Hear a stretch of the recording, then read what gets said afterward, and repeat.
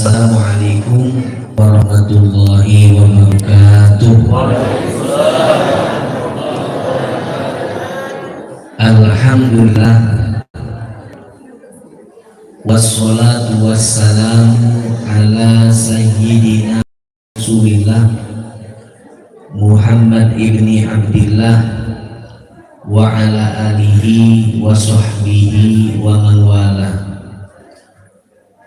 Rabbi zidna ilma wa wasi' lana fi arzaqina wa barik lana fima razaqtana waj'alna mahbubina fi qulubi ibadik wa a'izzaha fi uyunihim anna wujaha fid dunya wal akhirati wa minal muqarrabin ya katsiran nawal ya hasanal fi'al ya qa'iman bila zawal wa ya mubdi'an bila misal falakal hamdu walakal minnatu walakas syarafu ala kulli hal wala haula wala quwwata illa billah, amma ba'd.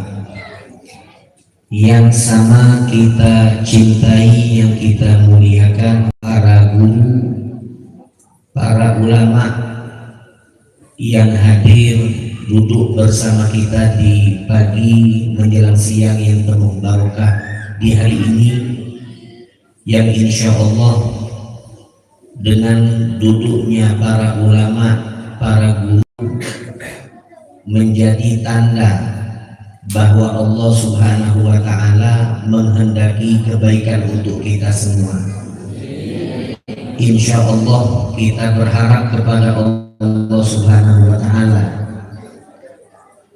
agar Allah Subhanahu wa ta'ala terus memberikan kesehatan, terus memberikan kemudahan, memberikan kekuatan istiqomah kepada guru-guru, kepada abu, kepada para ulama, agar mereka terus mampu untuk meneruskan perjuangan estafet bagi dakwah baginda Nabi Muhammad sallallahu alaihi wasallam. Amin amin ya rabbal alamin. Juga yang kita hormati kepada tokoh masyarakat yang kalau di Banda Aceh biasanya kecil, Pak Kecil, kalau di Takengon disebut rajin, gejil, rejil. Insya Allah beliau selalu diberikan taufik, diberikan petunjuk, kekuatan untuk menjalankan amanah dengan sebaik-baiknya. Amin ya rabbal alamin. Yang pertama, saya mohon maaf kepada para orang tua yang umurnya, usianya lebih tua daripada saya. Tadi ada bapak yang saya tanya umurnya berapa, beliau bilang saya lahir tidak ada catatan. Masya Allah, beliau lu tidak pantas duduk di atas, banyak yang sudah beruban duduk di bawah, tetapi insya Allah antum yang duduk di bawah selalu mendoakan yang di atas, sehingga yang di atas ini agar hatinya tetap di bawah. Amin ya rabbal alamin. Hadirin hadirat, mustami'in mustami'at rahimani wa rahimakumullah. Bergembira kita di pagi hari ini di tanggal 12 Rabiul Awwal, yang mana Allah Subhanahu wa ta'ala sampaikan qul bi fadlillahi wa bi rahmatihi fabidzalika falyafrahu. Di saat kita mendapatkan karunia Allah, di saat kita mendapatkan rahmat kasih sayang Allah, maka Allah memberikan perintah untuk kita semua umat baginda Nabi Muhammad Sallallahu Alaihi Wasallam agar kita bergembira dengan karunia dan rahmat yang Allah berikan kepada kita. Dan ulama menyatakan bahwa karunia dan rahmat yang Allah berikan kepada kita yang paling istimewa adalah adanya baginda Nabi Muhammad Sallallahu Alaihi Wasallam. Maka dengan berkat dilahirkannya Rasulullah Sallallahu Alaihi Wasallam, kita banyak sekali mendapatkan karunia Allah Subhanahu wa Ta'ala. Dengan berkah terlahirnya baginda Nabi Muhammad Sallallahu Alaihi Wasallam, kita tanpa henti mendapatkan rahmat kasih sayang dari Allah Subhanahu wa Ta'ala. Setiap hembusan dan tarikan nafas kita itu lepas daripada rahmat Allah. Ketika kita bernapas, maka hakikatnya itu merupakan bentuk kasih sayang dari Allah. Maka kalau kita bernapas itu merupakan rahmat Allah, tidaklah kita dapatkan rahmat itu melainkan melalui baginda Nabi Muhammad Sallallahu Alaihi Wasallam. Detak jantung, darah yang mengalir, setiap kedipan mata, setiap organ tubuh kita yang bergerak, yang diizinkan oleh Allah untuk bergerak, itu semua merupakan bentuk daripada kasih sayang dan karunia Allah Subhanahu wa Ta'ala. Maka di saat kita mendapatkan karunia dan rahmat tersebut, jalur dan pintu utamanya adalah beliau baginda Nabi Muhammad Sallallahu Alaihi Wasallam. Maka alhamdulillah tadi sama-sama kita telah mendengarkan sedikit daripada biografi kehidupan Rasulullah. Kemudian kita diajak untuk merindukan Nabi Muhammad. Hati ini rindu dengan Nabi Muhammad, mata ingin memandang Nabi Muhammad, lisan ingin berkomunikasi dengan baginda Nabi Muhammad. Maka tadi kita diajak di dalam mahallul qiyam untuk sama-sama kita bersolawat dan bersalam kepada baginda Nabi Muhammad Sallallahu Alaihi Wasallam. Insya Allah solawat dan salam yang kita baca tadi sampai kepada baginda Nabi Muhammad Sallallahu Alaihi Wasallam, yang mana beliau sendiri menyatakan, idzan tukfa hammu wa yughfar dzambu. Dikatakan oleh Rasulullah Sallallahu Alaihi Wasallam, jikalau engkau banyak membaca solawat kepadaku, idzan yufahamu, maka kegundahanmu akan hilang. Insya Allah pada pagi hari ini kita masuk dengan hati yang penuh dengan masalah, dengan hati yang penuh dengan kebingungan, kegundahan, beban kehidupan. Insya Allah dengan kita mengucapkan ya Nabi salam alaika, ya Rasul salam alaika, insya Allah semua gundah hati dihilangkan oleh Allah Subhanahu wa Ta'ala. Wa yughfar dzambu, dan insya Allah apa yang dikatakan oleh baginda Nabi Muhammad Sallallahu Alaihi Wasallam, dosa-dosa akan diampuni oleh Allah Subhanahu wa Ta'ala. Kita datang penuh dengan dosa. Kita ini ibarat karung dosa, bukan karung kopi. Karung dosa, mata kita berdosa, lisan kita berdosa, telinga kita berdosa, dari ujung rambut sampai ujung kaki penuh dengan dosa dan salah. Maka di saat kita berada di tempat perkumpulan yang di situ dibacakan sholawat, dibacakan salam kepada Nabi Muhammad Sallallahu Alaihi Wasallam, insya Allah tidak keluar kita dari tempat perkumpulan seperti ini, melainkan semua dosa kita diampuni oleh Allah, semua kesalahan kita dihapus oleh Allah Subhanahu wa taala. Amin. Amin ya rabbal alamin.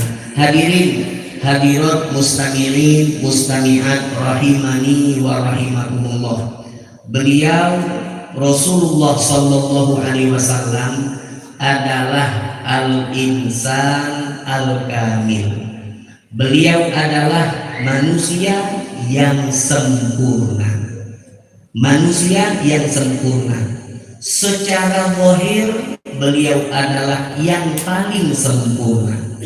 Maka di saat sahabat diminta untuk menggambarkan bagaimana kesempurnaan dari Rasulullah Sallallahu Alaihi Wasallam, mereka menjawab dengan jawaban yang sederhana. Jawabannya adalah ra'aitu qablahu wala ba'dahu mithlah.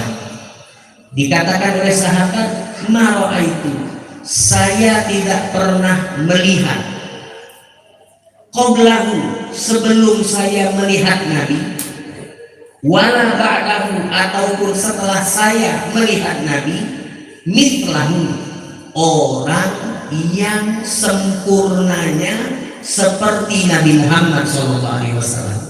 Artinya Nabi Muhammad, beliau tidak ada yang mampu untuk menandingi kesempurnaan yang diberikan oleh Allah Subhanahu wa taala seperti apa yang Allah berikan kepada baginda Nabi Muhammad sallallahu alaihi. Jadi luar biasa. Kemudian Rasulullah bukan hanya sempurna di dalam segi zahir, beliau juga sempurna di dalam segi batin. Kebatinan beliau, hati sanubari beliau, keimanan beliau itu sangat sempurna. Kesabaran beliau, takut beliau kepada Allah Subhanahu wa taala itu sangat sempurna. Maka dengan hadirnya kita di Maulid, peringatan Maulid Nabi Muhammad Sallallahu Alaihi Wasallam, insya Allah kita disempurnakan oleh Allah Subhanahu wa taala. Sebagaimana Allah menjadikan Nabi Muhammad Sallallahu Alaihi Wasallam sebagai al-insan al-kamil, maka insya Allah kita meskipun tidak akan mampu seperti Nabi, akan tetapi insya Allah kekurangan-kekurangan kita disempurnakan oleh Allah Subhanahu wa taala. Amin ya rabbal alamin. Al-Imam Abdullah bin Alawi bin Muhammad Al-Haddad, beliau menyatakan, al-kamalu fil arba', yang namanya kesempurnaan itu ada di 4 perkara. Jadi kalau kita ingin sempurna, maka kita harus memiliki 4 perkara. Kalau 4 perkara ini tidak kita miliki, artinya kita tidak sempurna. Al-kamalu fil arba', yang namanya kesempurnaan itu terdapat pada diri seseorang jikalau dirinya itu memiliki 4 perkara. Yang pertama dikatakan al-ilmu, adalah ilmu. Kalau ingin sempurna, maka syarat yang pertama dan utama adalah kita hamba Allah harus memiliki ilmu. Sebagaimana yang Allah Subhanahu wa taala banyak tuangkan di dalam Al-Quran. Saya ambil contoh satu. Di saat Allah memberikan kabar kepada malaikat bahwa Allah akan menciptakan manusia, yang pertama yang tercipta adalah Nabi Adam. Maka Allah menyatakan, inni ja'ilun fil ardi khalifah. Aku Allah akan menjadikan di bumi ini ada khalifah. Apa itu maksud daripada khalifah? Khalifah di sini maksudnya dikatakan oleh ulama adalah makhluk yang Allah tugaskan untuk menjalankan hukum Allah di muka bumi. Ini ja'ilun fil ardi khalifah. Aku Allah akan menjadikan di muka bumi ini khalifah, makhluk yang Allah tugaskan makhluk tersebut untuk menjadi ataupun menjalankan hukum Allah di muka bumi. Maka para malaikat menyatakan, qalu ataj'alu fiha may yufsidu fiha wa yasfikun dima wa nahnu nusabbihu bihamdika wa nuqaddisu lak. Qala inni a'lamu ma la ta'lamun. Malaikat mengatakan, ataj'alu fiha may yufsidu fiha wa yasfikun dima. Ya Allah, apakah engkau akan membuat satu makhluk yang tinggal di muka bumi yang nantinya dia akan membuat kerusakan, yang dia itu nantinya akan membuat pertumpahan darah? Kenapa malaikat menyatakan demikian? Karena sebelum bumi ini dihuni oleh makhluk yang namanya manusia, ini bumi terlebih dahulu telah menjadi tempat tinggalnya bangsa jin. Dan bangsa jin itu merusak, terjadi fasad fil ardh, kemudian membuat keonaran dan pertumpahan darah. Maka malaikat tidak ingin ada makhluk yang baru yang malah nantinya memperkeruh keadaan. Wa nahnu nusabbihu bihamdika wa nuqaddisu lak. Ya Allah, cukuplah kami para malaikat yang selalu mensucikan Engkau. Wa nahnu nusabbihu bihamdika wa nuqaddisu lak. Apa jawaban Allah Subhanahu wa taala? Qala inni a'lamu ma la ta'lamun. Dikatakan oleh Allah sebagai jawaban untuk apa yang telah diutarakan oleh para malaikat, sesungguhnya aku Allah a'lamu ma la ta'lamun, mengetahui sesuatu yang tidak kalian ketahui. Akhirnya terciptalah Nabi Adam. Kemudian ketika Allah menciptakan Nabi Adam, yang pertama kali Allah karuniakan kepada Nabi Adam, dan di saat ini menjadi karunia pertama yang Allah berikan kepada Nabi Adam, menunjukkan bahwa ini adalah sesuatu yang paling istimewa. Apa karunia tersebut? Wa 'allama Adamal asma'a kullaha. Karunia yang Allah berikan pertama kepada Nabi Adam adalah 'allama. Allah memberikan ilmu. Allah mengajarkan, Allah memberikan ilmu kepada Nabi Adam. Apa ilmunya? Al-asma'a kullaha. Semua asma. Tentang asma ini banyak tafsirnya. Ada yang mengatakan al-asma itu artinya nama-nama benda yang ada dan yang akan ada.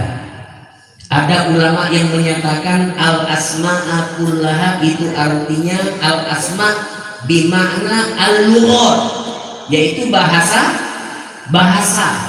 yang kemudian menjadi alat untuk berkomunikasi anak cucu Nabi Adam. Aneh, sama-sama orang Indonesia tapi bahasanya berbeda. Sama-sama provinsi Aceh tapi Aceh dengan Gayo beda.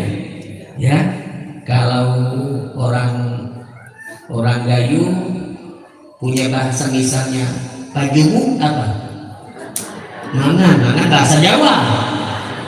Nah itulah Gayo juga mana. Kalau misal karakter beli sawah. Kok beda ya? Nah sekarang pernah nggak ibu-ibu, bapak-bapak hari-hari bertanya-tanya, siapa yang pertama kali menciptakan bahasa gayo? Kok tiba-tiba ada gitu ya? Pernah nggak berpikir? Kalau dipikirkan itu mumet. Kalau dipikirkan mumet maka jangan. Ya, karena katanya Gus Dur kan gitu ya. Katanya almarhum Gus Dur, masalah itu ada dua. Satu, masalah yang bisa diselesaikan. Yang kedua, masalah yang selesai. Kalau masalah itu bisa diselesaikan, maka jangan dipikirkan. Kan nanti selesai sendiri. Betul kan? Nah, kemudian yang kedua, masalah yang tidak bisa selesai. Kalau itu masalah tidak bisa selesai, ngapain dipikir? Ya, jangan dipikirkan. Kenapa jangan dipikirkan? Karena tidak bisa selesai. Bahasa gayo siapa yang ciptakan? Pusing mikirnya, ya, pusing. Taunya kita tiba-tiba bisa berbahasa gayo. Siapa yang menciptakan? Oh, kalau makan tuh mangan. Siapa? Gak ada yang tahu ya. Pusing mikirnya gitu. Jadi ada pendapat ulama menyatakan al-asma'ul kullaha, al-asma' kullaha itu maksudnya al-lughah yang Allah ajarkan kepada Nabi Adam itu adalah bahasa yang kemudian akan dipakai oleh anak cucunya. Alhamdulillah. Nah, jadi dari sini ma'asyiral hadirat, kalau mau dicontohkan banyak, ini jam 11 sudah, ya. Kalau mau dicontohkan banyak. Jadi di saat Allah memberikan ilmu sebagai karunia yang pertama Allah berikan kepada Nabi Adam, menunjukkan bahwasanya ilmu adalah sesuatu yang paling istimewa.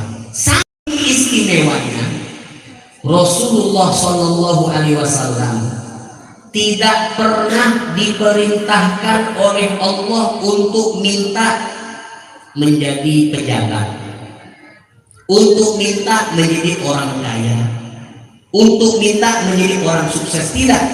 Tetapi yang Allah perintahkan kepada Nabi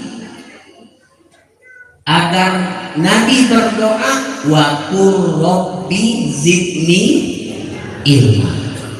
Jadi Allah perintahkan kepada Nabi Muhammad SAW, katakan Muhammad, Rabbi, ya Allah, zidni ilma, berikan tambahan untukku ilmu. Artinya ilmu itu sangatlah penting.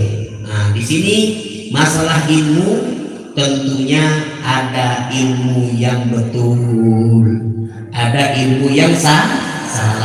Maka kita perlu hati-hati bagaimana kita bisa mendeteksi, bisa membedakan ini ilmunya betul, ini ilmunya salah. Bagaimana kita tahu? Sederhana, mudah, gampang. Ilmu yang betul itu pasti punya sanad. Itu aja. Kalau pengen tahu ini ilmu betul atau tidak, pertama ilmu itu harus punya sanad. Apa maksudnya sanad? Alhamdulillah di sini banyak guru, banyak abu. Abu ini ketika mengajarkan ilmu tentunya sebelumnya beliau itu belajar kepada gurunya, gurunya belajar kepada gurunya, terus sampai Sallallahu Alaihi Wasallam. Karena al ilmu nurun, ilmu itu turun, nur itu turun, cahaya dari Nabi kepada sahabat, dari sahabat kepada tabi'in, dari tabi'in kepada tabi'ut tabi'in, terus sampai ulama yang ada pada zaman ini. Maka jangan sembarang menimba ilmu, jangan sembarang menerima ilmu sebelum kita tahu terlebih dahulu ilmu yang akan kita ambil tersebut apakah memiliki sanad atau tidak. Jadi kalau ilmu itu memiliki sanad, dipastikan insya Allah ilmu tersebut benar, lurus, sesuai dengan apa yang telah diajarkan baginda Nabi Muhammad Sallallahu Alaihi Wasallam. Contoh, Nabi itu mengajarkan ilmu kepada para sahabat. Pertama, ilmu tentang beribadah. Ilmu tentang beribadah. Ibadah apa yang mau dicontohkan? Ibadah wudhu. Ibadah wudhu itu rukunnya ada di Al-Quran. Rukunnya ada di Al-Quran. Tetapi prakteknya itu dicontohkan oleh Nabi Muhammad. Ketika Nabi Muhammad berwudu, yang dikatakan oleh para ulama, wudunya Nabi itu di dalam hadis disebutkan oleh para sahabat, Nabi kalau berwudu air yang dipakai itu cuma satu mud. Air yang dipakai oleh Nabi cuma satu mud. Satu mud itu apa orang tersebut? Apa ini?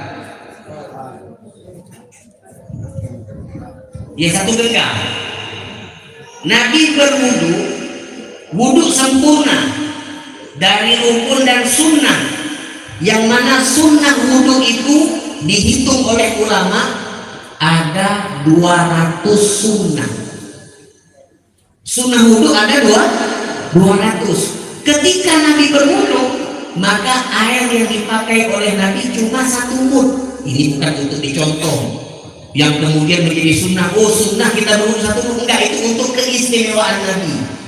Kenapa Nabi kok wudunya airnya kok sedikit sekali? Karena air itu tidak mau berpisah dengan Nabi.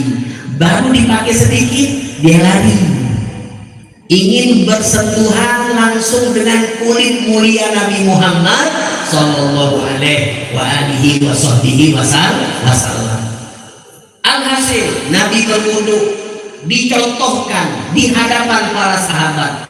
Kemudian para sahabat ketika berwudu mencontohkan kepada para tabi'in, seperti sahabat Utsman bin Affan, beliau mengatakan, hakadha wudu Rasulullah sallallahu alaihi wasallam. Katanya sahabat, beginilah cara Nabi Muhammad berwudu. Bapak Ibu, kalau kita mau sholat berwudu, wudu yang kita praktekkan saat ini itu memiliki sanad.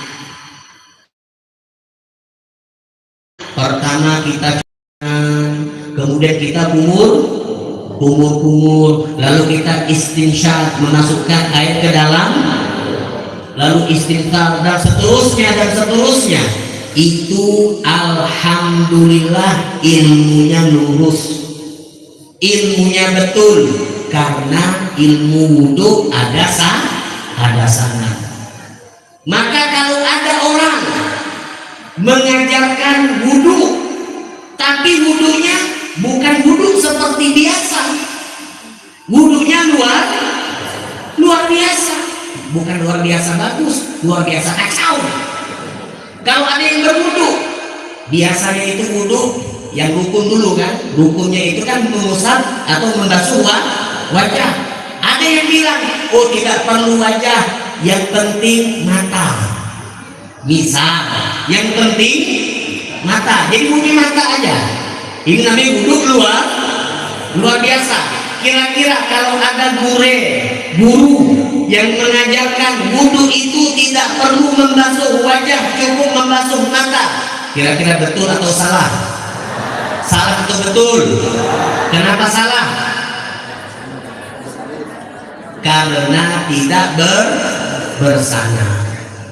Karena tidak bersanad. Itu contoh wudu. Contoh satu lagi, masalah sholat.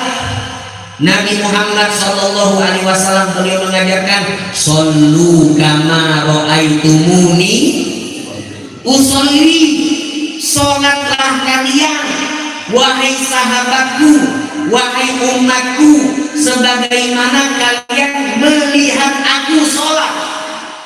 Jadi sholatnya kita, ibu, bapak, hadir mulai takbiratul ihram sampai salam.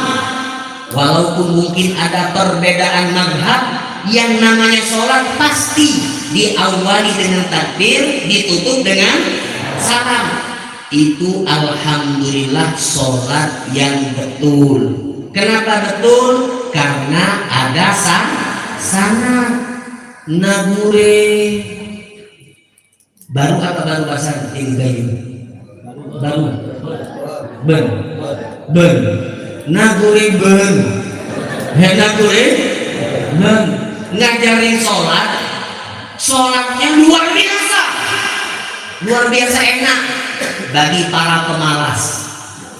Dia pakai dalil, aqimis sholata lidzikri, aqimis sholata lidzikri. Allah menyatakan di dalam Al-Quran, dirikanlah sholat untuk ingat kepadaku. Ingat itu bahasa Arabnya zikir. Ingat kepadaku, zikri. Kalau ingat bahasa Arabnya zikir, kalau bahasa Jawanya iling. Ya. Jadi kalau ada kumandang azan, Allahu Akbar, pejamkan mata. Cukup ingat kepada Allah, itulah sholat, kata Guru Baru tadi. Nah, hana dia cek. Ada nggak di sini? Nah,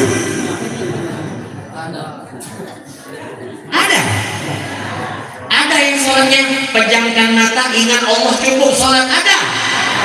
Hana?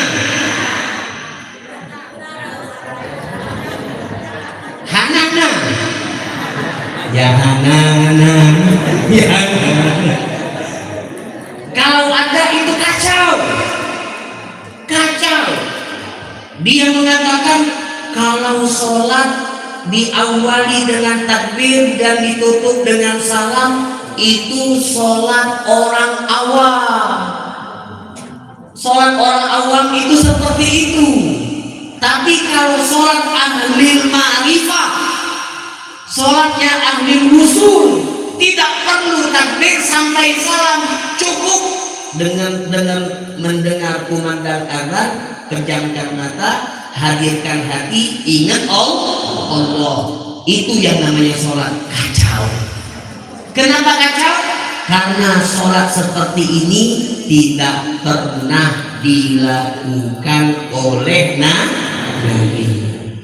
Tidak ada sanad. Betul, sholat itu dua. Ada sholat zahir, ada sholat batin. Sholat zahir, gerakan, bacaan, diawali dengan takbir, ditutup dengan salam. Kemudian sholat batin, di saat hati kita sholat, maka hatinya khusyuk kepada Allah, hudur di hadapan Allah Subhanahu wa ta'ala. Digabungkan sholat zahir dengan batin. Kalau ada orang yang sholat zahir tapi tidak khusyuk, apakah dia dikatakan sholat? Karena sholat itu aqwalun wa af'alun muftatahatun bitakbir wa muftatahatun bitaslim. Ghaliban. Nah, ada ghalibannya, jangan lupa. Yang namanya sholat itu diawali aqwal, ucapan, af'al, perbuatan, diawali dengan takbir dan ditutup dengan salam. Ada orang sholat tapi hatinya tidak khusyuk, sholat nggak itu? Sholat. Nomor dua, ada yang dia tidak bergerak, tidak membaca, tidak mengawali dengan takbir, tidak menutup dengan salam, tiba-tiba hatinya khusyuk, sholat nggak itu? Hana sholat. Itu bukan sholat. Maka jangan pernah kita salah guru. Kalau salah guru, salah ibadah. Kalau salah ibadah, artinya kita tidak beribadah. Bagaimana Habib kita tahu ini guru betul atau tidak? Gampang, yang penting ada sanad. Faham? Paham? Alhamdulillah, ilmu itu penting. Kalau tidak pakai ilmu bahaya. Yang kedua, daripada kesempurnaan, yang pertama adalah ilmu, yang kedua adalah ibadah. Ilmu modal untuk ibadah. Kalau banyak ilmu tidak beribadah, maka hasilnya hasilnya kosong. Ini jangan salah paham. Ada orang yang mengatakan ibadah itu ya seperti tadi untuk orang awam. Kalau sudah ma'rifat tidak beribadah. Dengan dalil apa? Wa'bud rabbaka hatta ya'tiyakal yaqin. Allah menyatakan di dalam Al-Quran, wa'bud, beribadahlah engkau rabbaka, kepada Tuhanmu, hatta ya'tiyakal yaqin, sampai engkau didatangi oleh keyakinan. Sebelum saya bahas ayat ini, saya buat pertanyaan dulu. Ibadah dulu atau yakin dulu? Ibadah dulu atau yakin dulu? Pikirkan betul-betul. Dimakan dulu duriannya dulu. Ibadah dulu atau yakin dulu?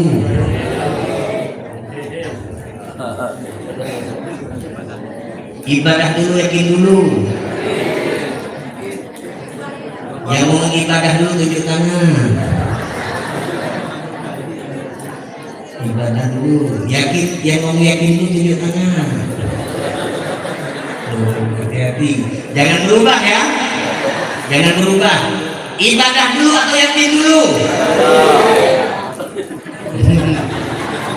Allah berfirman,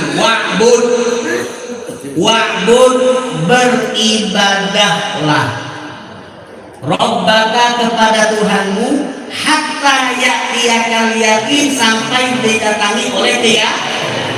Ibadah dulu atau yakin dulu?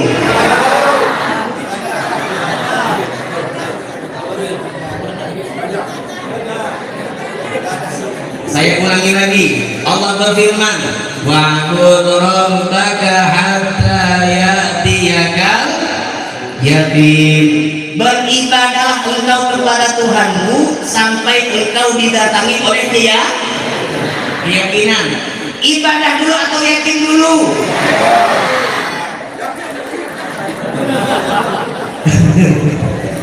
Nah, ini dalilnya orang gila. Ini dalilnya orang, kalau dia mengatakan ibadah sholat, ibadah puasa di Palembang, di Palembang puasa tidak perlu menahan haus dan lapar, boleh makan, boleh minum, kalau dia ngerokok boleh ngerokok, enggak membatalkan puasa. Yang penting kata dia, tahan diri dari hawa nafsu. Gila. Dalilnya apa? Dalil tadi, wa'bud rabbaka hatta ya'tiyakal yaqin. Dia mengatakan, Allah sendiri mengatakan beribadah sampai yakin. Kalau sudah yakin maka tidak perlu. Hancur nggak? Hancur nggak? Nah, ini orang gila. Tapi sudah tahu gila, banyak pengikutnya. Gara-gara malas, sibuk di kebun kopi, sibuk di kebun alpukat, kerja di kebun capek, sholat zuhur, sholat asar, pejamkan mata, ingat Allah, sholat. Nah, itu. Jadi dia bilang ibadah itu tujuannya mengejar yakin. Kalau sudah yakin, terus lagi gila lagi orang. Padahal Nabi Muhammad SAW sampai detik akhir beliau masih ingin menjadi imam sholat berjamaah. Kalau ini ilmunya dari Nabi, pasti Nabi tidak mau sholat. Tapi nggak ada yang tidak sholat. Siapa orang yang paling yakin? Nabi Muhammad. Kalau Nabi orang yang paling yakin, maka seharusnya Nabi orang yang pertama kali meninggalkan ibadah. Tapi itu tidak dilakukan oleh Nabi Muhammad. Artinya ini ayat maknanya berbeda. Jadi beribadah atau yakin dulu? Jawabannya yakin dulu. Yakinnya pakai tasbih warna merah dia kelihatan. Yakin dulu. Bagaimana kita mau ibadah kalau tidak yakin? Awal wajibin al-insani ma'rifatullah. Yang pertama kali wajib untuk dilakukan oleh manusia mengenal Allah. Harus kita yakini itu sebagai Tuhan kita. Asyhadu an la ilaha illallah wa asyhadu anna Muhammadar Rasulullah. Kalau sudah yakin baru ibadah. Nah, kok ada yakin lagi? Oh, yakin ini beda. Yakin ini maksudnya al-mautu. Al-mautu apa emang al-mautu? Mati.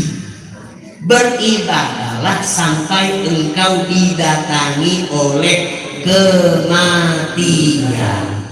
Kematian itu karena pasti datang, maka disebut ya yakin. Maka itu maksudnya wa'bud rabbaka hatta ya'tiyakal yaqin. Sebelum engkau mati jangan pernah tinggalkan ibadah. Itu maksudnya. Sehebat apapun pencapaianmu, sedekat apapun kedudukanmu dengan Allah, ma'rifatmu kepada Allah, kecintaanmu kepada Allah, selama engkau belum yakin, selama engkau belum mati, maka jangan pernah tinggalkan ibadah. Paham?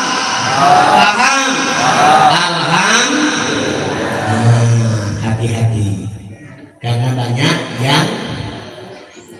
yang salah. Insya Allah kita diberikan petunjuk oleh Allah selalu. Amin ya Rabbal. Subhanallah walhamdulillah wa la ilaha illallah wallahu akbar. Subhanallah walhamdulillah wa la ilaha illallah wallahu akbar. Subhanallah walhamdulillah wa la ilaha illallah wallahu akbar. Kesempurnaan ada empat. Yang pertama, ilmu yang betul itu yang bersana. Yang kedua, ibadah itu sampai yakin, sampai mati maksudnya. Alhamdulillah. Sekarang jam berapa? Masih banyak. Apa? Namanya? Alhamdulillah. Lanjut. Yang nomor 3. Kata siapa ini? Kata Imam Abdullah bin Alawi al-Haddad. Di Aceh ada Thariqah Haddadiyah. Pernah dengar Haddadiyah ya? Itu Thariqah Haddadiyah itu yang punyanya itu sumbernya adalah Al-Imam Abdullah bin Alawi bin Muhammad al-Haddad. Nah, yang ketiga kata beliau, setelah ilmu dan amal adalah ikhlas. Apa maksud ikhlas? Memurnikan niat, menghilangkan kepentingan dan motivasi di dalam mencari ilmu dan ibadah. Tidak ada kepentingan, tidak ada motivasi, melainkan hanya ingin mengharapkan ridho Allah. Kalau kita belajar, maka belajarlah dengan ikhlas. Banyak sekarang orang ingin belajar tapi pengen sukses, belum ikhlas. Ikhlas itu ada 3. Yang pertama, dia melakukan sesuatu agar diberikan oleh Allah kenikmatan dunia. Itu ikhlas yang paling rendah. Ikhlas yang tengah-tengah, medium, adalah dia melakukan sesuatu agar dia mendapatkan dari Allah kenikmatan di akhirat. Itu ikhlas nomor 2, masih medium. Ikhlas yang paling tinggi, melakukan sesuatu dan tidak mengharapkan apapun dari Allah, baik nikmat dunia ataupun nikmat akhirat. Yang dia minta dari Allah hanya ridhonya lillahi. Jadi ibu-ibu, bapak-bapak, kalau menuntut ilmu atau memasukkan anak ke pondok, anak ke sekolah supaya dia mencari ilmu, tujuannya apa? Agar kamu nanti jadi orang sukses. Nah, itu belum ikhlas. Belum ikhlas karena belum lillahi, belum sempurna ikhlasnya, belum sempurna. Jadi kalau pengen sempurna, kenapa engkau belajar?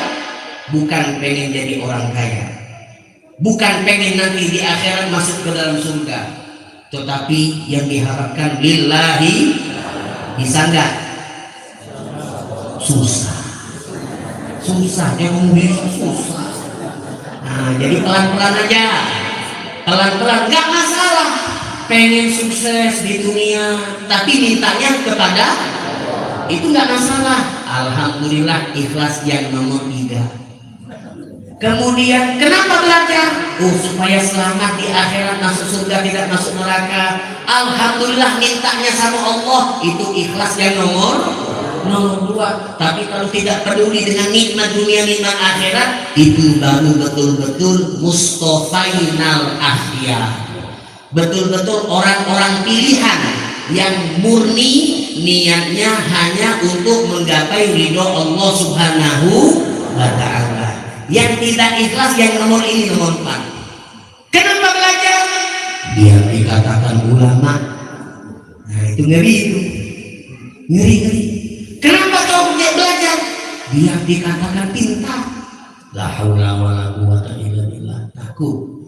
Ilmu yang tidak ikhlas, walaupun dia ceramah, walaupun dia dipanggil ulama, tidak akan memberikan manfaat untuknya. Jangankan akhirat, dunia tidak manfaat untuknya. Na'udzubillah tsumma na'udzubillah. Ini yang pertama, ikhlas di dalam menuntut ilmu. Kemudian ikhlas di dalam beribadah. Sholat duha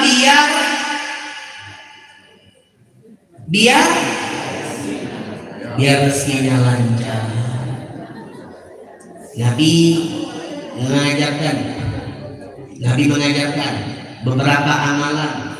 Itu amalan untuk menarik rezeki. Banyak amalannya.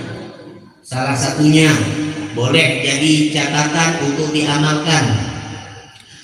Subhanallah wa bihamdihi, subhanallahil azim, astaghfirullah. Hafal? Apa?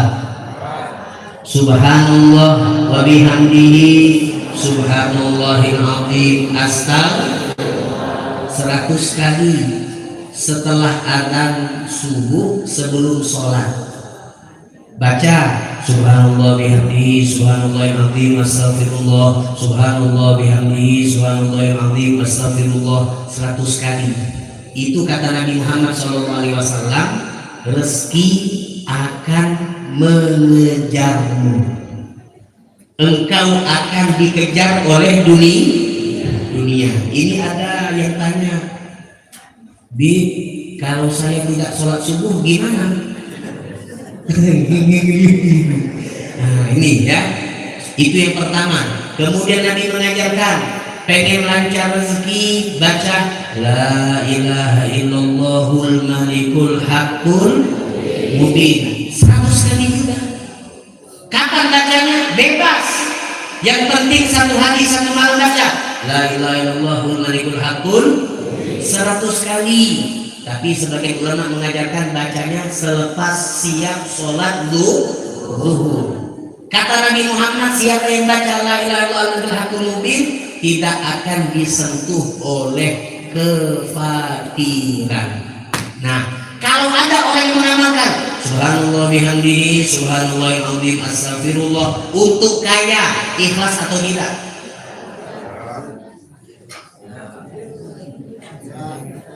Ikhlas atau tidak?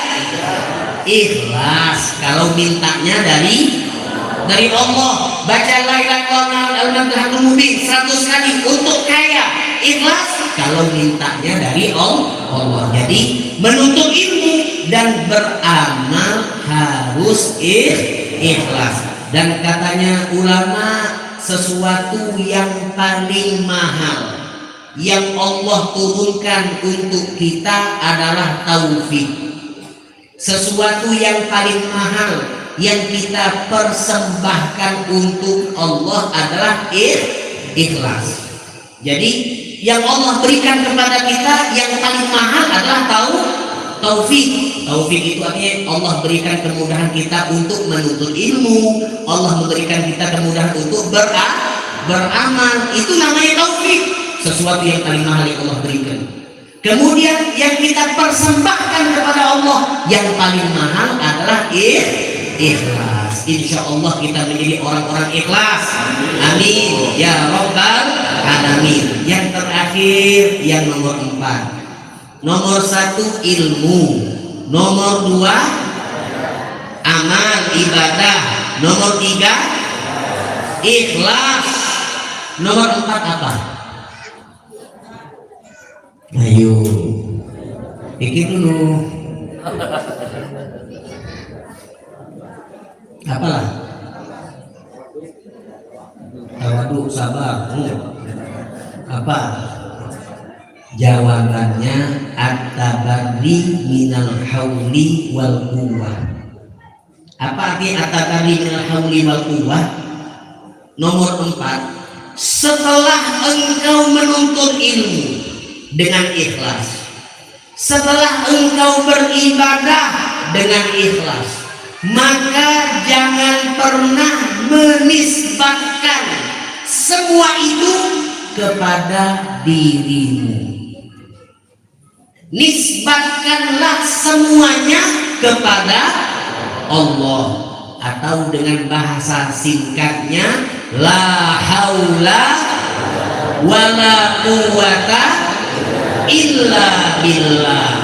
Saya tidak mampu untuk taat, saya tidak bakal mampu untuk meninggalkan maksiat kecuali kalau saya diberikan taufik, kekuatan dari Allah. La haula wala quwwata illa billah.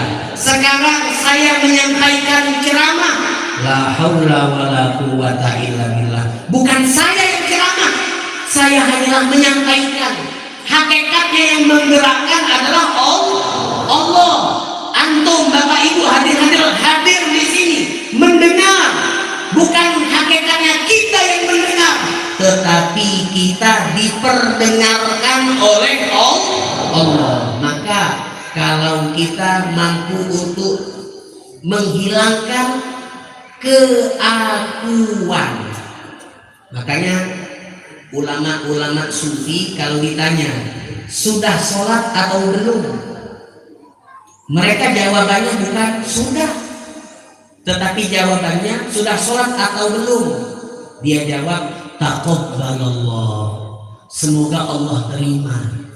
Karena dia takut kalau dia menjawab sudah sholat atau belum, sudah, seakan-akan dia yang sholat.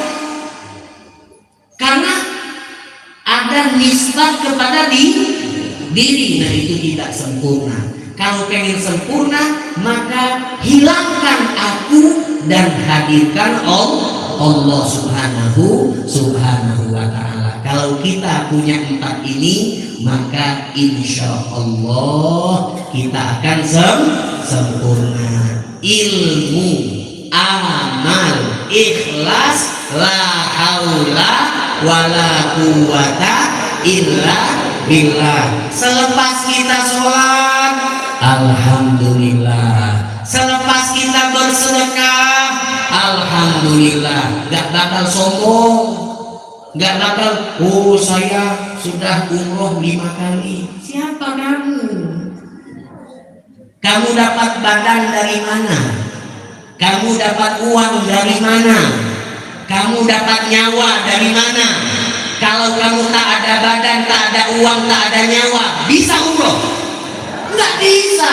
La haula wala quwata illa billah. Orang seperti inilah orang yang sempurna. Insya Allah kita disempurnakan oleh Allah. Amin ya rabbal alamin. Hadirin hadirat musami'in musami'at rahimani wa rahimakumullah. Mungkin ini yang bisa disampaikan. Insya Allah apa yang disampaikan ini bermanfaat. Sebelum kita tutup, mari sama-sama kita berdoa, bermunajat kepada Allah subhanahu wa ta'ala, agar Allah subhanahu wa ta'ala pada perkumpulan yang kita hadiri pada saat ini, insya Allah semua doa kita diijabah oleh Allah subhanahu wa ta'ala, semua dosa kita diampuni oleh Allah subhanahu wa ta'ala.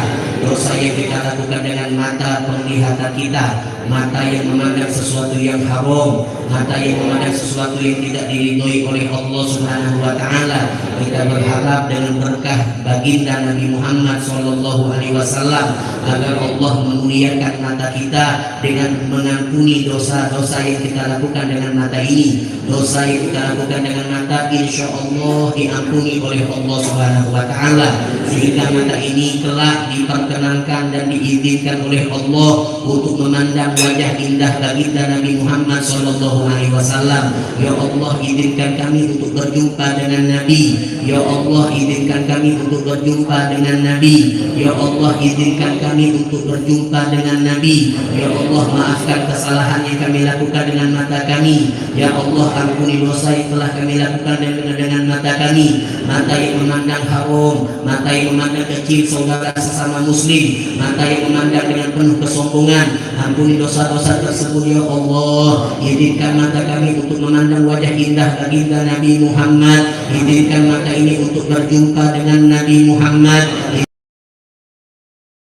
Nabi Muhammad, izinkan mata ini untuk berjumpa dengan Nabi Muhammad. Ya Allah, muliakan kami berjumpa dengan Nabi. Ya Allah, muliakan kami bermimpi dengan Nabi. Ya Allah, izinkan kami melihat wajah Nabi. Ya Allah, izinkan kami berjumpa dengan wajah Nabi Muhammad sallallahu alaihi wasallam. Ya Allah, lisan kami yang penuh dosa, ya Allah, lisan kami yang penuh salah, lisan yang berdusta, lisan yang berbohong, lisan yang sering mencaci memaki, lisan yang penuh dengan lumuran dosa. Ampunlah dosa-dosa tersebut ya Allah.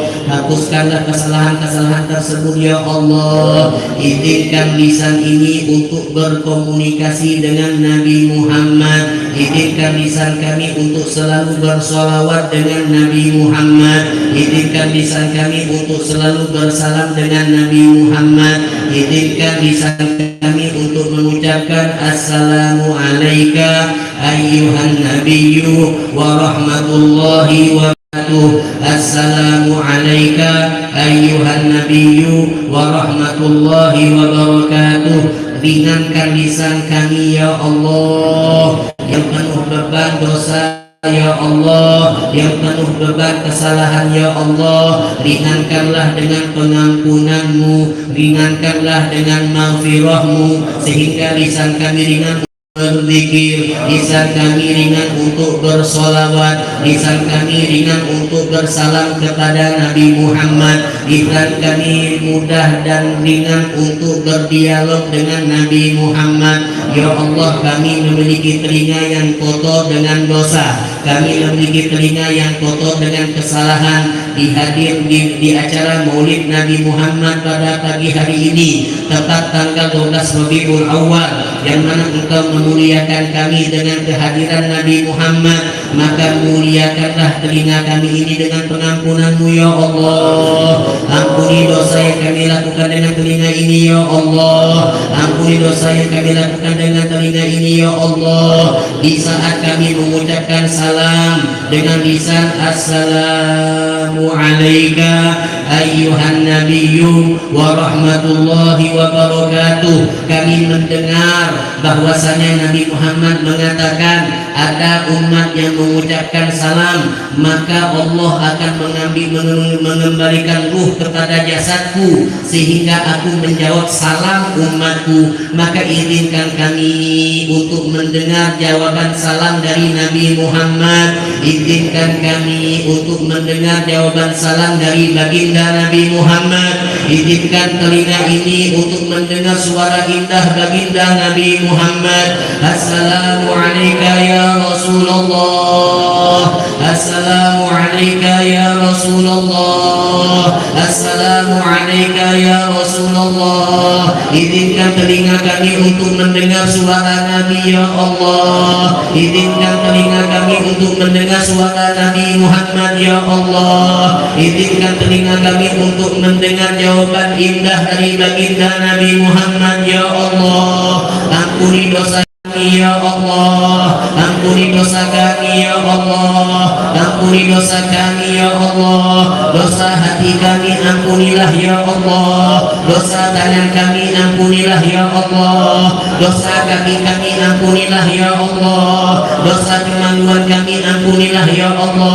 Izinkan kami untuk berjumpa dengan baginda Nabi Muhammad. Kami rindu dengan Nabi Muhammad. Kami ingin bertemu dengan Nabi Muhammad. Kami rindu dengan Nabi Muhammad. Kami ingin berjumpa dengan Nabi Muhammad. Yang menghalangi kami adalah dosa-dosa kami ya Allah.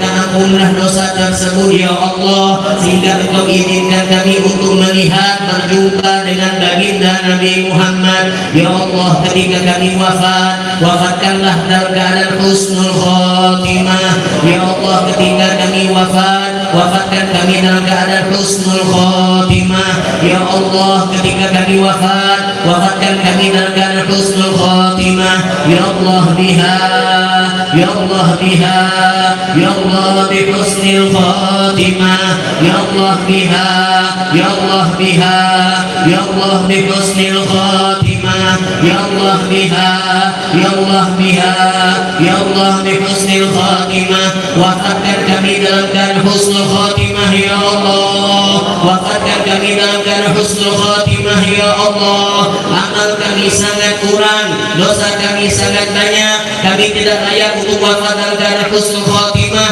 Akan tetapi kami yakin Engkau maha mengijabah doa. Dengan kemuliaan baginda Nabi Muhammad, dengan kemuliaan baginda Nabi Muhammad, dengan kecintaanmu kepada baginda Nabi Muhammad, wafatkan kami dalam keadaan husnul khotimah ya Allah. Biha ya Allah, biha ya Allah, bi husnil khotimah ya Allah. Di saat kami di padang mahsyar, pertemukan kami dengan Nabi Muhammad dan kami mendapatkan syafaat dari baginda Nabi Muhammad. Pertemukan kami dengan Nabi Muhammad. Izinkan kami untuk berjumpa dengan Nabi Muhammad sehingga kami mendapatkan syafaat dari Nabi Muhammad. Ketika kami melewati jembatan Sirat, izinkan kami untuk berjalan di belakang baginda Nabi Muhammad ya Allah. Ketika kami melewati jembatan Sirat, izinkan kami untuk berjalan di belakang baginda Nabi Muhammad ya Allah. Kami tidak layak untuk berdoa semacam ini, akan tetapi kami yakin Engkau maha mengijabah doa. Dengan kemuliaan Nabi Muhammad, dengan kecintaanmu kepada Nabi Muhammad, dengan barakah maulid Nabi Muhammad, dengan salawat Nabi Muhammad, dengan salam Nabi Muhammad, Izinkan kami di silon berjalan di belakang baginda Nabi Muhammad. Izinkan kami berjalan di belakang baginda Nabi Muhammad. Izinkan kami berjalan di belakang baginda Nabi Muhammad. Ya Allah, di telaga Hud Nabi Muhammad, di telaga Hud Nabi Muhammad, izinkan kami untuk menikmati air telaga Hud Nabi Muhammad dari telapak tangan baginda Nabi Muhammad yang beliau katakan, man syariba minha la yaqma ba'daha abada. Siapa yang meneguk telaga Hud satu tegukan, maka kita akan haus selama-lamanya. Izinkan kami untuk menikmati air telaga Hud Nabi Muhammad. Izinkan kami untuk menikmati air telaga Hud Nabi Muhammad. Izinkan kami untuk menikmati air telaga Hud Nabi Muhammad. Ya Allah di surga, ya Allah di surga, ya Allah di surga, ya Allah di surga. Kumpulkan kami, kumpulkan keluarga kami, kumpulkan orang tua kami, dan kumpulkan anak dan istri kami, kumpulkan semua yang kami cintai bersama Nabi Muhammad di surga, bersama Nabi Muhammad di surga, bersama Nabi Muhammad di surga, bersama Nabi Muhammad. Ya Allah, kumpulkan kami di surga bersama baginda Nabi Muhammad. Ya Rabbi bil Mustafa balligh maqasidana waghfir lana ma madha ya wasi'al karami. Ya Rabbi bil Mustafa, ya Allah, dengan barakah Mustafa Muhammad, balligh maqasidana, sampaikan semua hajat kami, sampaikan semua keinginan kami, sampaikan semua kebutuhan kami. Ya Rabbi bil Mustafa balligh maqasidana waghfir lana ma madha waghfir lana ma madha waghfir lana ma madha. Ampuni dosa-dosa yang telah kami lakukan ya Allah. Ampuni dosa-dosa yang telah kami lakukan ya Allah. Waghfir lana ma madha ya wasi'al karami, wahai Zat yang luas karunia-Nya. Ya Rabbi bil Mustafa balligh maqasidana waghfir lana ma madha ya wasi'al karami. Ya Rabbi bil Mustafa balligh maqasidana waghfir lana ma madha ya wasi'al karami. Ya Rabbi bil Mustafa balligh maqasidana waghfir lana ma madha ya wasi'al karami. Ya Allah, berikanlah kami taufik-Mu. Ya Allah, berikan kami hidayah petunjuk-Mu. Ya Allah, istiqomahkan hati kami. Ya Allah, istiqomahkan mata kami. Ya Allah, istiqomahkan telinga kami. Ya Allah, istiqomahkan lisan kami.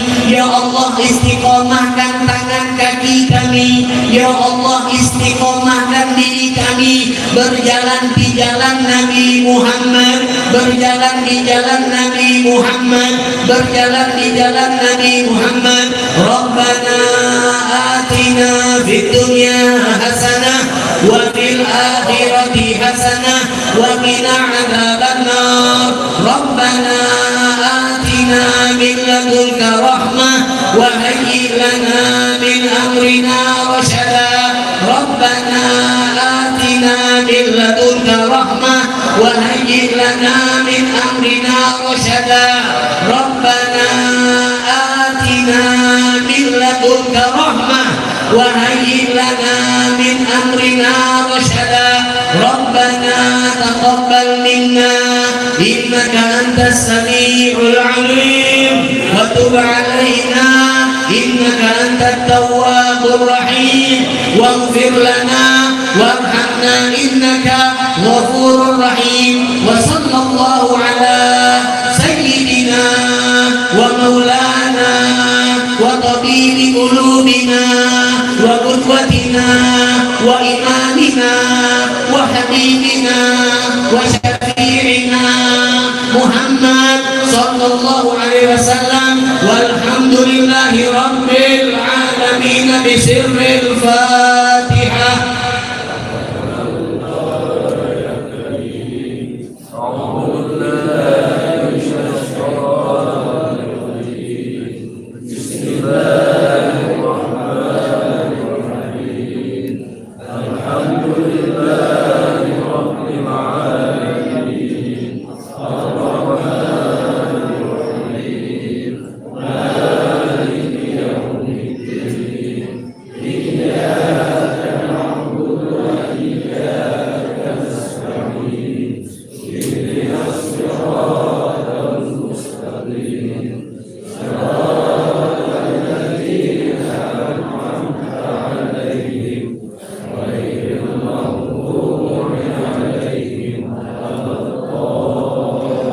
Assalamualaikum warahmatullahi wabarakatuh.